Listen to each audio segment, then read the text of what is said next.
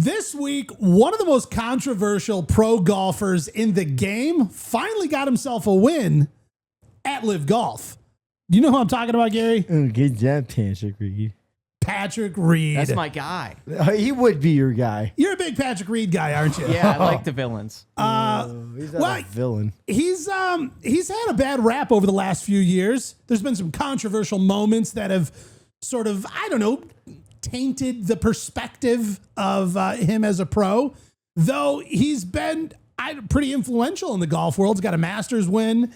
He's been a Ryder Cup team member, but his move to LIV Golf, I feel like, was one of the final nails in the coffin for the people that were maybe borderline about their opinion on him. You know that they had to tell him to stop wearing Sunday red? Wait, really? When? That was Like, a thing? he would literally wear black and red and a black hat and black shoes on Sunday.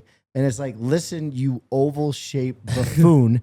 You're unable to wear that. That is Tiger's domain. You have to be a V shape in order to wear that. True question. Who has the power or right to tell somebody what color they can wear on I which have day? no idea, but they basically told him that. On Wednesdays, we wear pink. Because he wore Nike, so he He was full on. showed Nike would be like, listen, I wonder. Stop. I wonder if he wasn't with Nike, he would be able to do it. Yeah, probably. Yeah, if he had like an Adidas red on. Even worse. God, just chuck him to the fire. Well, finally, it's sort of been looming over Patrick Reed's head to get himself his first win on LIV Golf. I mean, obviously the guy plays well. We've been seeing him, top 10 finisher in several majors over the last year or two, but can't get it done on LIV Golf, which to me is pretty surprising. Yeah. It seems like if you're going to be finishing, I don't know what it was, 7th or 8th at the Masters, but not getting it done at LIV Golf, that's a little surprising to me. But here's the other thing that's surprising to me. Bryson DeChambeau doesn't win a ton on LIV Golf. And when we see him at the majors, I mean, he's obviously one of the biggest guys to look out for. What do you think that's like the Contributed reasoning? to? Yeah, contributed to. I don't know. I mean, because then let's look at the reverse of it. You got like a Joaquin Neiman who dominates Exactly, on yeah. LIV, and then we haven't seen any sort of special performance at a major out of him as well. Has Joaquin won any PGA events?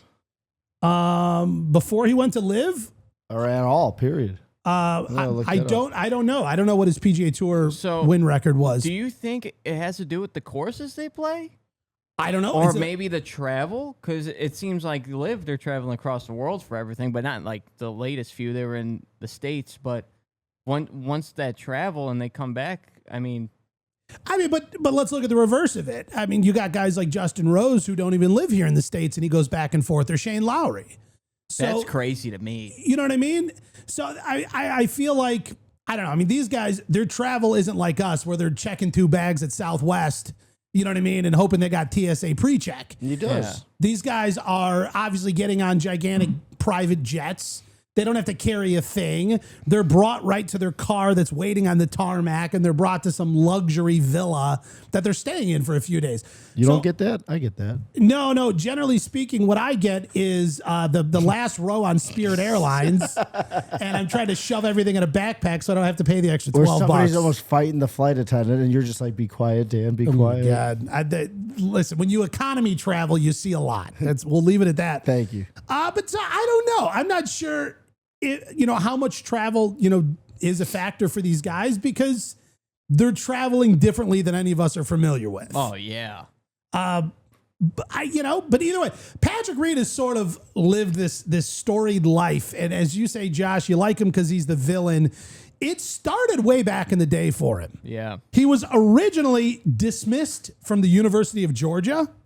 For what? For allegations of he was alleged by some of his teammates that he was potentially stealing from their lockers. Oh, wow. Yeah. I don't know if there's any like stone cold proof. I don't know if we've got like CCTV camera footage. Well, I don't know if they got cameras in the locker room. That'd be a little weird. Really? You know what? That would probably be the bigger story if they're like, well, we have footage from the locker rooms. However, then he went over to Augusta State and helped his team win 2 national titles. That's I think, is that Georgia?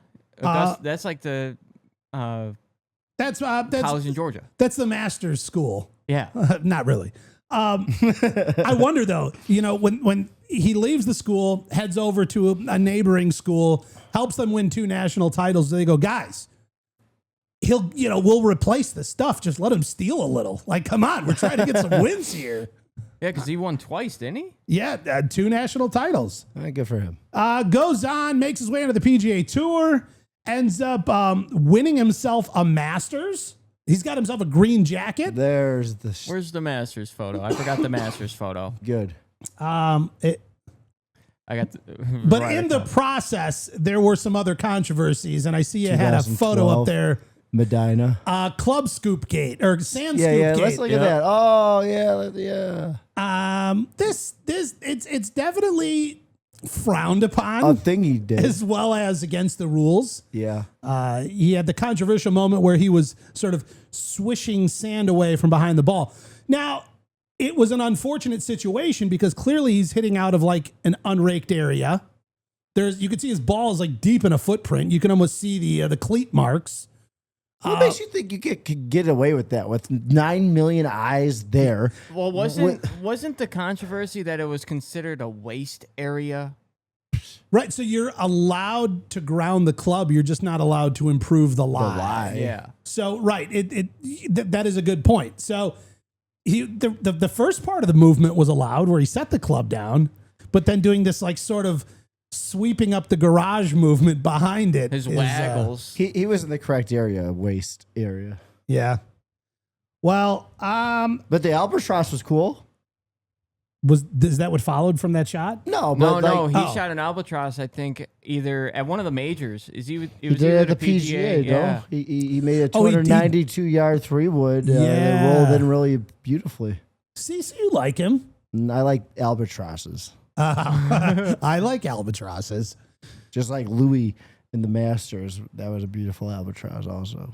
I don't know. I find this sort of whole scenario though interesting, where we see a certain level of performance in tour events and a certain level of performance in majors, and it's not always the same. Like we said, Joaquin Niemann doing well in his tour, not doing well at majors. Patrick Reed doing well in majors, but only finally getting his first win at LIV. So to me, there's not like a clear set of like, oh, this causes that if we're getting these opposite outcomes from guys. It is weird. It is weird. There is no rhyme or reason. I think the real thing that's slowing Patrick Reed down is his lack of use of Sunday Red. Put the guy in red. Come on. I was waiting for a comment from him. He got quiet. He can't. He knows the FCC watches the show and he doesn't want to, financial get us banned from the planet. I don't know. Good for Patrick Reed though. What do you lock in? $4 million? Something like that. Yeah. That's not bad. Yeah, that's good. I mean, listen. The 3 days of tournament, 2-3 days of practice, $4 million. Not a bad day.